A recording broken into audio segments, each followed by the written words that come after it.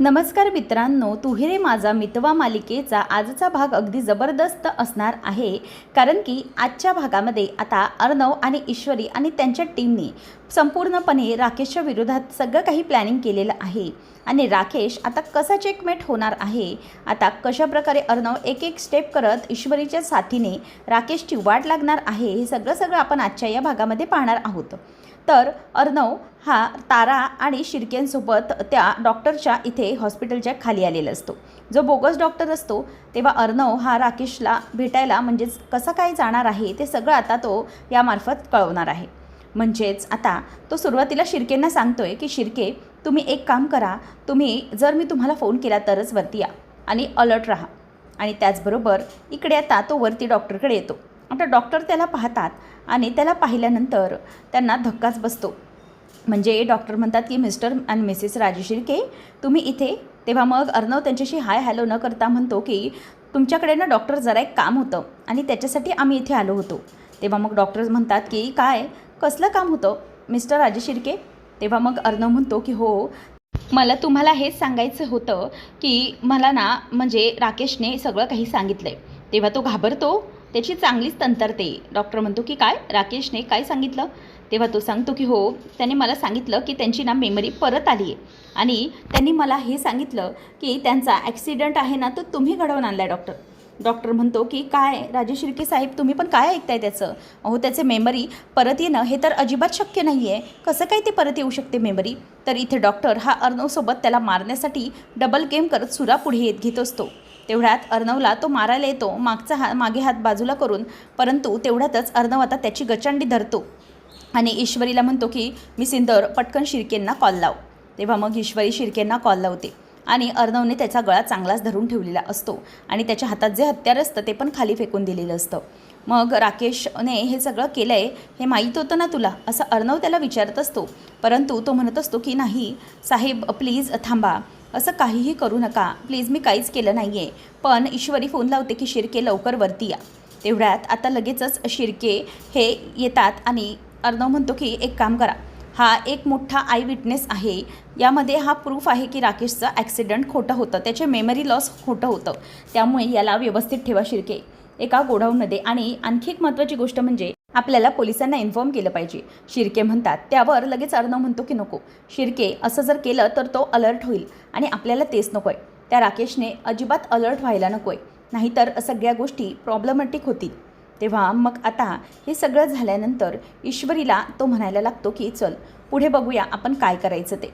त्यानंतर मग आता ईश्वरी ही आणि निघत असते. त्याच वेळेला मग आता तिला येतो फोन आणि ती पटकन निघायला लागते. पुढचं प्लॅनिंग त्यांचं पुढे असतं. वल्लरी रूममध्ये येते आणि विचार करते की हे जावई बापू कुठे गेलेत. तेव्हा अंजली येते आणि विचारते की मामी काय झालं, तू कोणाला शोधतेस? तेव्हा ती म्हणते की अगं जावई बापू कुठे गेलेत? ती म्हणते की अगं ते ना मगाशी काम करत होते, आता काहीतरी कामानिमित्त बाहेर गेलेत. तेव्हा ती म्हणते की तसं नाही गं, त्यांच्याशी जरा महत्त्वाचं मला बोलायचं होतं म्हणून. मग अंजली म्हणते की अगं त्याचं काय झालं, ते ना सकाळी काहीतरी काम करत होते आणि जुन्या सगळ्या वस्तू आहेत ना ऑफिसच्या, ज्या नको असलेल्या त्या स्क्रॅपमध्ये टाकत होते आणि ज्या हव्या असल्या ते व्यवस्थित करेक्ट करून ठेवत होते आणि हे सगळं त्यांचं काम सुरू होतं. तेव्हा मग वल्लरीला आठवतं की बरोबर आता हा पळण्याच्या मार्गावरती आहे आणि त्यासाठी हे सगळं करत असेल.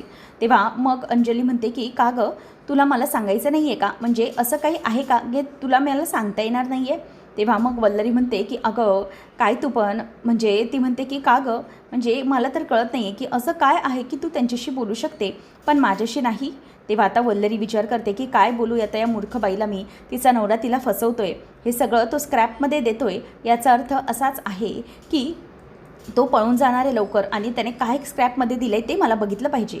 तेव्हा आता अंजलीला ती म्हणते की काय तू पण गं अंजली, शेवटी मला बोलायलाच लावलंस. अगं ते काय करायचं होतं माहिती आहे का, तुझ्या बड्डेचं प्लॅनिंग करायचं होतं त्यांच्यासोबत, दुसरं काही नाही. बघ तू बोलायलाच लावलंस मला, राहू दे, जावई बापू आले की तू मला सांग. असं म्हणून ती तिथून निघून जाते आणि जाता जाता म्हणते की हे बघ काळजी काही करू नकोस, हेच कारण होतं खरंच. असं म्हणून ती तिथून निघून जाते. आणि मग अंजली हसायला लागते आणि म्हणते की मामी तू पण ना खरंच सॉरी मी उगीचच तुला विचारत बसले ना. आणि मग मामी म्हणते की बरं ठीक आहे चल. आता इकडे दुसरीकडे त्या माणसाला म्हणजे जो राकेशचा डॉक्टर पार्टनर असतो त्याला आणून ठेवलेलं असतं गोडाऊनमध्ये, त्याला चांगलं बांधून ठेवलेलं असतं. तो म्हणतो की प्लीज राजेश शिर्के साहेब सोडा मला, मी काहीच केलं नाही आहे, त्या राकेशच्या या सगळ्या प्रकरणामध्ये माझा काहीही हात नाही आहे, प्लीज सोडा मला.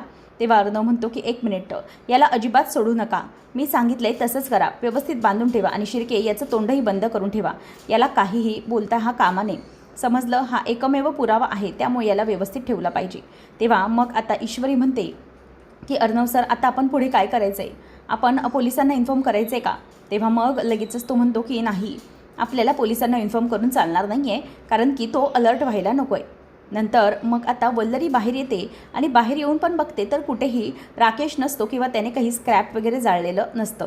मग ती बाहेर येऊन नुसत्या फेऱ्या घालत असते की या राकेशने काय केलं असेल नेमकं. तिला अंजलीचं बोलणं सारखं सारखं आठवत असतं की हे काहीतरी करत होते, म्हणजे स्क्रॅपच्या वस्तू त्यांनी भंगारात दिल्या होत्या आणि नको असलेलं सगळं काही बाजूला करून व्यवस्थित सगळं काही ऑफिसचं सामान लावत होते. मग ती विचार करते की हा नक्की काय जाळत असेल, कुठल्या गोष्टी असतील ज्या तो जाळण्याचा प्रयत्न करत असेल, आणि हे सगळं तिच्या डोक्यामध्ये फिरत असतं. ती म्हणते की नाही, हे सगळं तो करतोय याचा अर्थ की तो इथून पसार होण्याच्या मार्गावरती आहे आणि हा मला फसवतोय की काय. म्हणजे मला तर सांगितले की 25% वाटा देतो तुला, पण अजूनही त्याचं काहीच काम नाही इथे, म्हणजे अजूनही त्याने काहीही करायचं ठरवलं आहे पण मला काही अजून बोलत नाही आहे, याचा अर्थ असाच आहे की हा मला फसवतोय, नक्कीच याच्या मनात ना काहीतरी आहे, असं वल्लरीच्या डोक्यात विचार सुरू असतो. त्याच वेळेला इथे आता ताराला फोन येतो राकेशचा. ईश्वरी म्हणते की बोल तारा, अगदी नॉर्मली बोल, काही जाणवू देऊ नकोस आणि अगदी फोन स्पीकरवरती ठेव. इथे वल्लरी पण घाबरलेली असते की या माणसावरती माझा काही भरोसा नाही आहे. नंतर तारा फोनवर बोलत असते की हॅलो सर, बोला ना. तेव्हा तो म्हणतो की तारा डार्लिंग, काय करतेस, मी खूप मिस करतोय तुला, तुझी खूप आठवण येते गं. तेव्हा मग तारा म्हणते की सर, माझी आठवण येत होते तर मग ऑफिसला यायचं होतं ना, आपण ऑफिसमध्ये भेटलो असतो.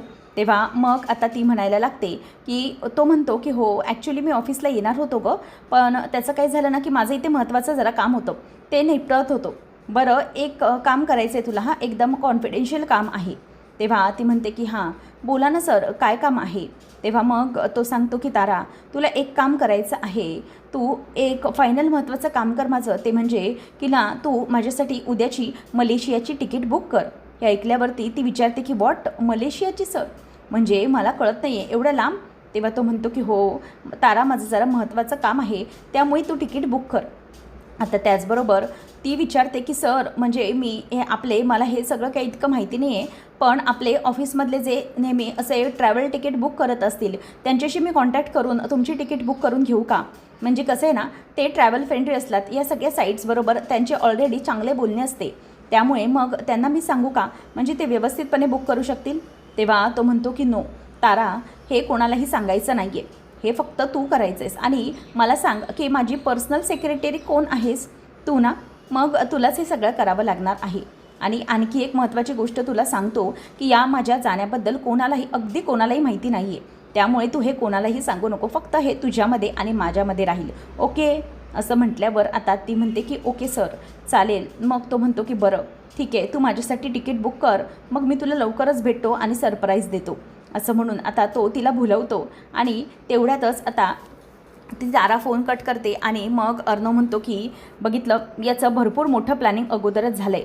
तेव्हा मग ईश्वरी म्हणते की सर, मला माहिती आहे, हा मलेशियाचे तिकीट काढायला सांगतो आहे, म्हणजे हा इथून पसार होणार आहे. तेव्हा मग अर्णव म्हणतो की तारा, त्याला कुठलाही डाऊट येऊन देऊ नको, तो जसं सांगतो आहे ना तसं सगळं कर, नाहीतर मग उगीचच त्याला डाऊट यायचा, आणि तसं आपल्याला काहीच करायचं नाही आहे. त्यानंतर आता इथे वल्लरी ही जिथे स्क्रॅप जाळलेला असतो तिथे आलेली असते. ती बघते की इथे काय केलं या माणसाने. तेवढ्यातच ती मागच्या बाजूला येते बंगल्याच्या, आणि तिथे तिला सात्विक फॅशनची अर्धवट जळालेली फाईल दिसते. आता ती फाईल ती घेते आणि विचार करते की ही कसली फाईल आहे नेमकी, आणि म्हणूनच ती फाईल ती बघायला लागते आणि म्हणते की वा, माझ्या हाती काहीतरी चांगलं लागलंच, म्हणजे सात्विक फॅशनची बिल का होईना मला सापडले. तेव्हा मग तिला बोलणं आठवतं त्या राकेशचं की मामी, तुम्ही विसरताय का, मी तुमच्याबद्दलचेही पुरावे राखून आहे. तुम्ही ईश्वरीला मारण्याचा प्रयत्न केला त्या धुमाळच्या मदतीने, नंतर उदयकांत राजेश शिर्केसोबत हात मिळवणी केली होती, हे सगळं आठवते ना तुम्हाला, मग गोष्टी लक्षात ठेवायच्या. तर इथे वल्लरी रूममध्ये येते आणि ती फाईल जवळ घेऊन असते. ती विचार करते की नक्की या फाईलचं मी काय करू. ही फाईल राकेशपर्यंत तर आता पोचायला नको, पण मग अर्णवपर्यंत पोचली पाहिजे. आणि तो माझ्याशी फसवणूक करतोय का? म्हणजे मला तर तो पैसे देणार नाही असंच वाटतंय मला. तेवढ्यातच तिथे आता मामा येतो आणि मामा म्हणतो की वल्लरी, अगं काय करतेस तू बायको? तेव्हा आता पटकन ती दचकते. तो म्हणतो की दचकायला काय झालं आहे? ती म्हणते की तुम्ही पण ना दरवेळेला नुसते असे येताना ठोंब्यासारखे, काहीच कळत नाही, नुसते दचकवत असता मला. तेव्हा तो म्हणतो की अगं बायको, मला जेवायला वाढ असं सांगायला आलो होतो मी तुला. तेव्हा ती म्हणते की दरवेळेला ना तुमचं आपलं तेच असतं, सारखे दुपार तिपारी सारखं सारखं तुम्हाला गिळायलाच हवं असतं काय हो?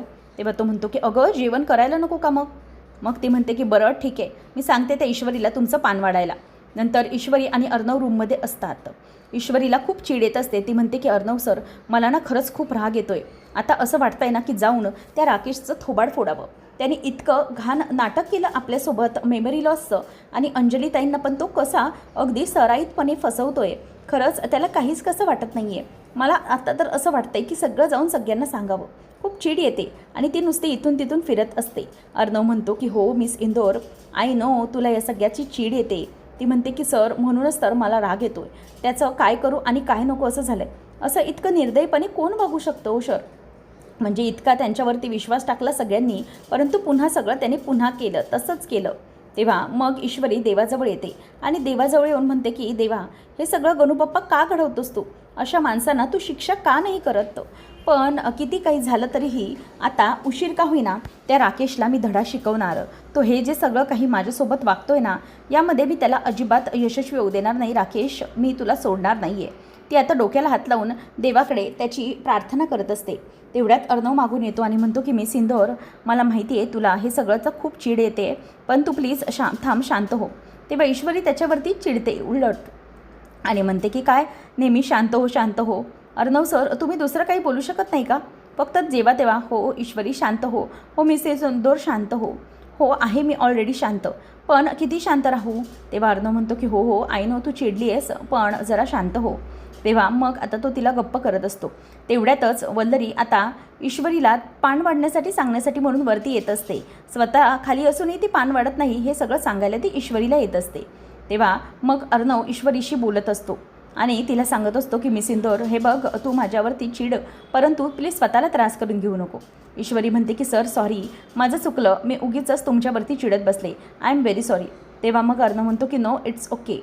पण आता वल्लरी त्यांच्या दरवाज्यावरती येऊन ऐकते. ईश्वरी सांगत असते की अर्णव सर, पण काही झालं तरी त्या राकेशला ना आता सोडायचं नाही आहे. तो हे सगळं जे काही करतोय ना, त्याला कळलं पाहिजे की तो खूप मोठी चूक करतोय. तेव्हा अर्णवला ईश्वरी म्हणते की हे बघा, पण काही झालं तरी त्याच्या विरोधातले सगळे पुरावे आता आपल्याजवळ आहेत. तो खोटा डॉक्टरही आहे. अर्णव म्हणतो की हो मिस इंदोर, आता यावेळेला त्याला अजिबात सोडायचं नाही आहे.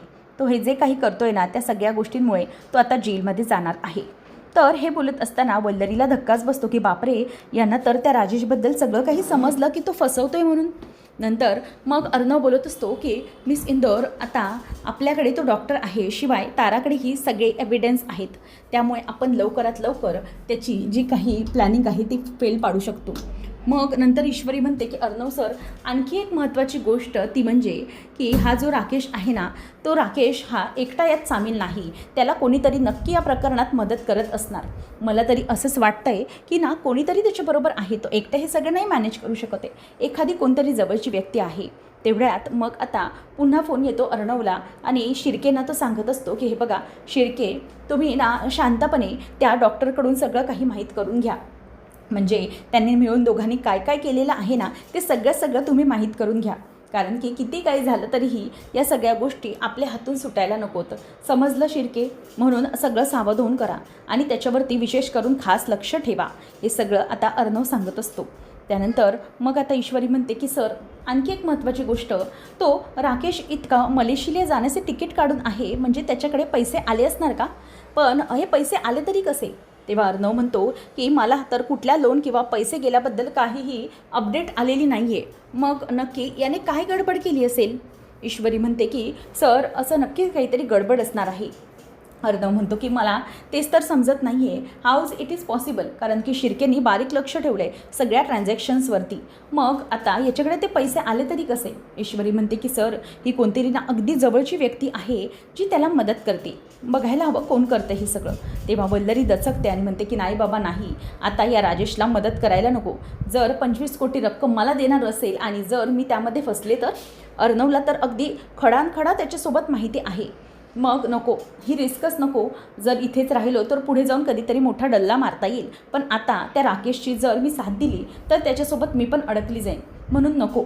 हे दोघंजणी खूप शातीर आहेत, मला कुठल्याही प्रकारे अडकवू शकतात आणि तो राकेश तर सगळं माझ्यावरती टाकून उडून पसार होईल. तसेही त्याने तिकीट काढले, मग तो निघायच्या मार्गावर असेल.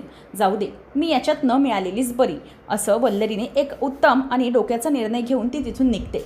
त्यानंतर इथे घरी येऊन आकाश आणि अर्णव भांडत असतात की तुझं काय चाललं आहे, तुला काही कळतं की नाही? अरे हे सगळं करताना तुला काहीच कसं वाटत नाही? म्हणजे तुला ऑफिसमध्ये काही काम करायला नको का? आकाश म्हणतो की वॉट मी काम करत नाही आहे ऑफिसमध्ये, मी फक्त काही माशा मारायला जातो का? No, you don't have idea. Akash, तू काय प्रॉब्लेम क्रिएट करून ठेवतो? दोघांचे वाद असतात. आता अंजली येते आणि म्हणते की अरे तुम्ही दोघंजणही असे का भांडताय, प्लीज शांत व्हा. तेव्हा तितक्यातच सगळे लाईट्स जातात. अंजली म्हणते की हे काय? आणि तेवढ्यातच इथे आकाश आणि कोणीतरी येतात आणि मग सगळेजण जोरजोरात हॅपी बर्थडे टू यू असे ओरडायला लागतात.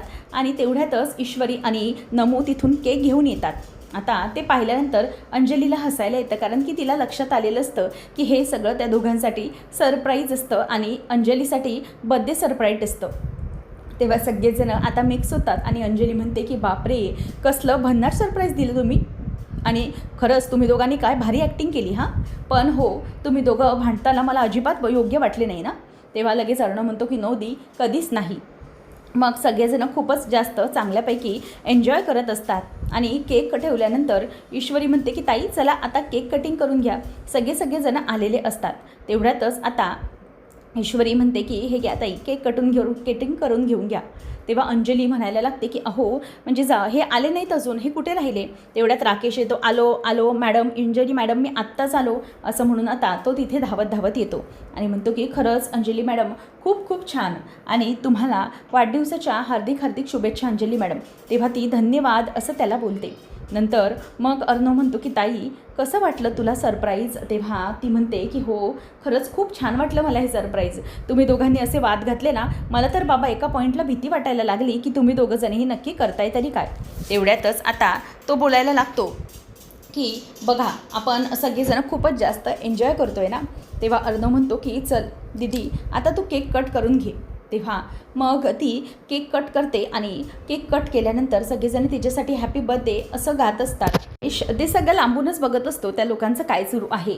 नंतर ईश्वरी अर्णवला केक भरवते, नंतर ईश्वरीला, मग नमूला आणि त्यानंतर आकाशला, आजीला असं करून ती सगळ्यांना केक भरवते. आता अहो असा आवाज देते, तोपर्यंतच तिथे राकेश येतो आणि म्हणतो की थांबा अंजली मॅडम मीच आलो तिथे, असं म्हणून तो पुढे तिला केक भरवतो आणि म्हणतो की तुम्हाला वाढदिवसाच्या खूप शुभेच्छा. आणि अंजली मॅडम तुम्हाला माहिती आहे का, उद्या ना तुमच्यासाठी एक खास स्पेशल सरप्राईज आहे आणि ते पाहून तुम्हाला खरंच खूप मोठा आनंद होईल. वाढदिवसाच्या दिवशी तुमच्यासाठी एक खास आणि स्पेशल सरप्राईज.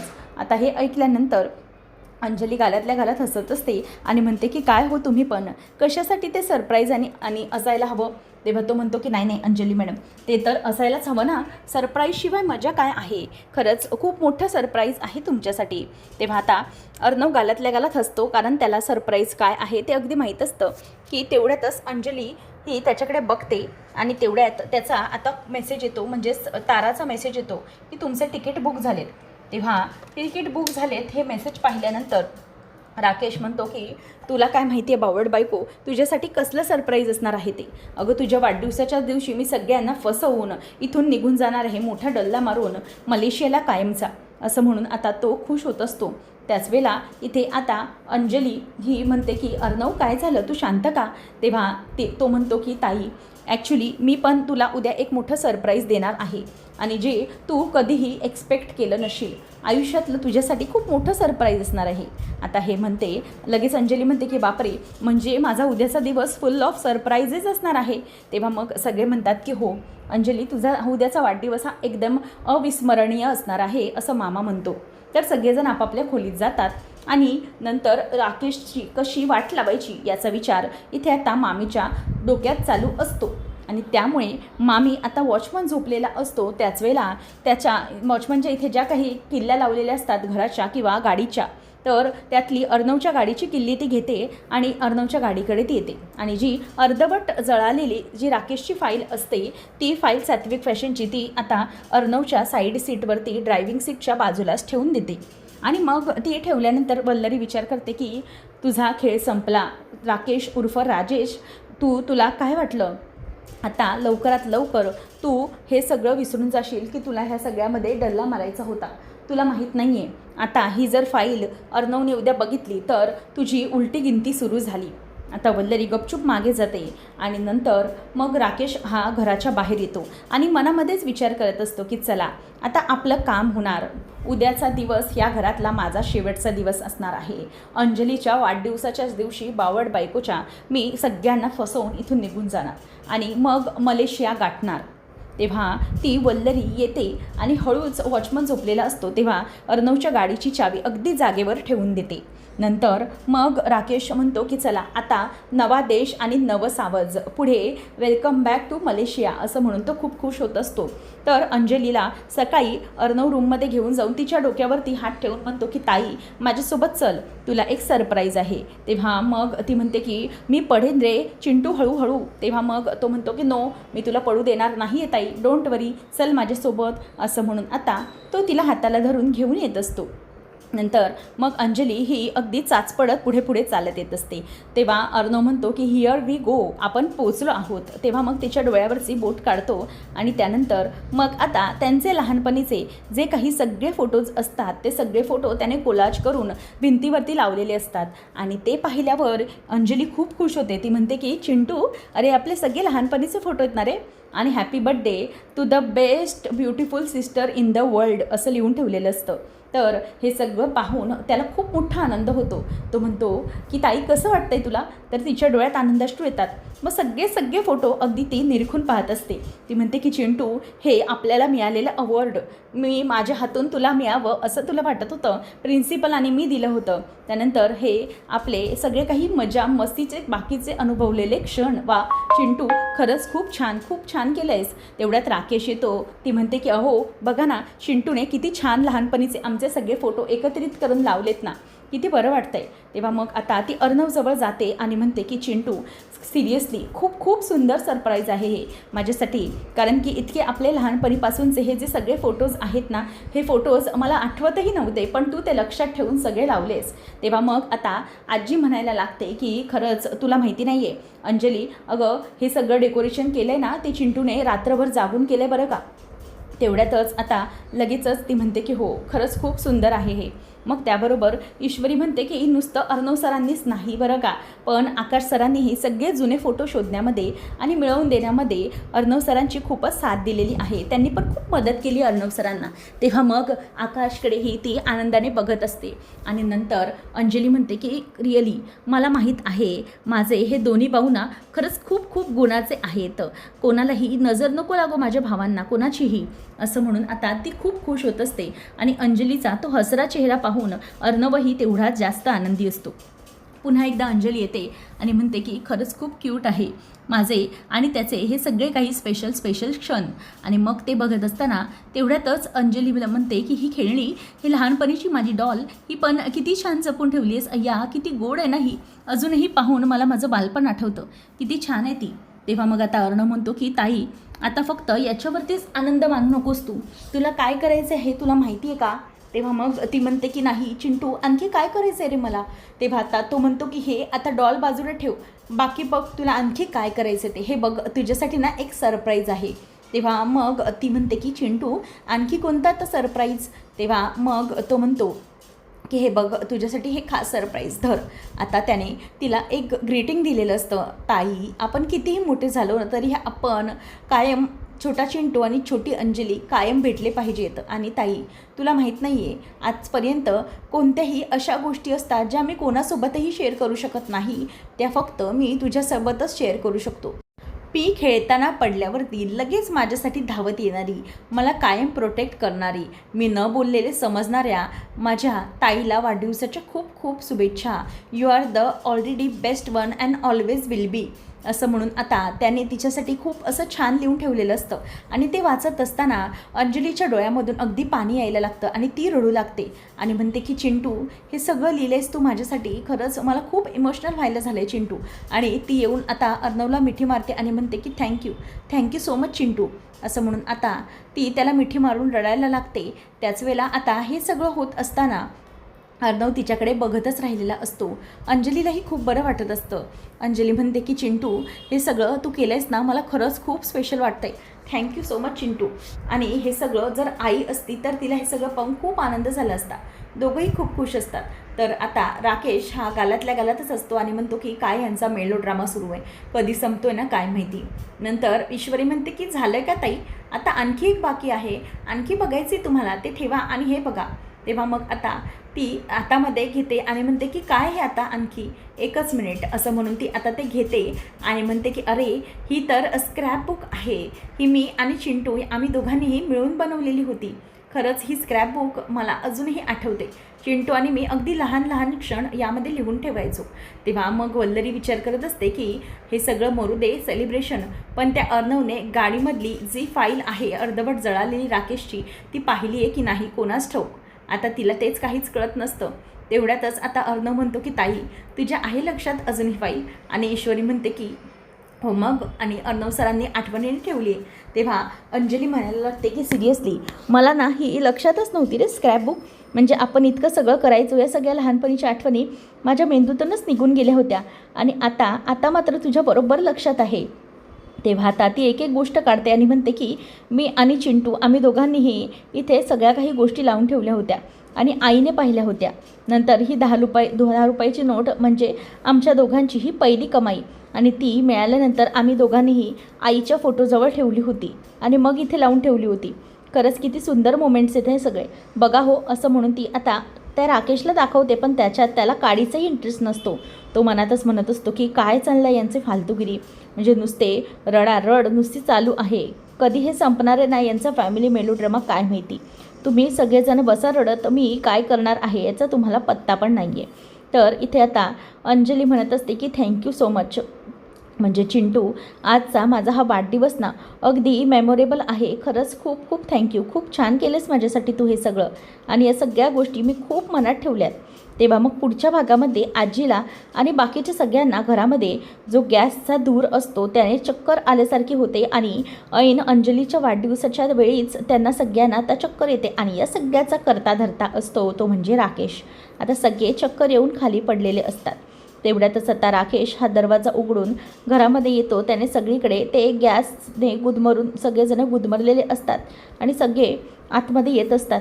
त्याच वेळेला आता राकेश येतो आणि म्हणतो की चला आता सगळ्या राजे शिर्केंना मी बेशुद्ध पाडलेलं आहे, आता मी पुढे काय करणार आहे. ही माझी स्पेशल म्हणजे माझी इंदोरी जिलेबी, किती दिवस हिला आपलंसं बनवायला बघत होतो, परंतु माझ्या स्पेशल इंदोरी जिलेबीला मला व्हेरी स्पेशल गुड बाय तर केलंच पाहिजे ना. माझ्या इंदोरी जिलेबीकडून मला स्पेशल काहीतरी घेतलंच पाहिजे, एक स्पेशल गुड बाय किस, असं म्हणून आता तो तिला किस करण्यासाठी म्हणून पुढे चाललेला असतो. तेवढ्यातच आता ईश्वरी उठते आणि ती डोळे उघडते आणि जोरात ती आता त्या राकेशच्या कानाखाली वाजवते, आणि कानाखाली वाजवल्याबरोबर तो खाली पडतो आणि एक एक करून सगळेजण आता उठतात आणि अर्णव बाकीचे सगळे घरातले उठून बसतात आणि अर्णवकडे तो घाबरत बघत असतो. आता अर्णव राकेशचा पर्दाफाश कसा करणार उद्याच्या भागात पाहूया. तुर्तास बाय बाय.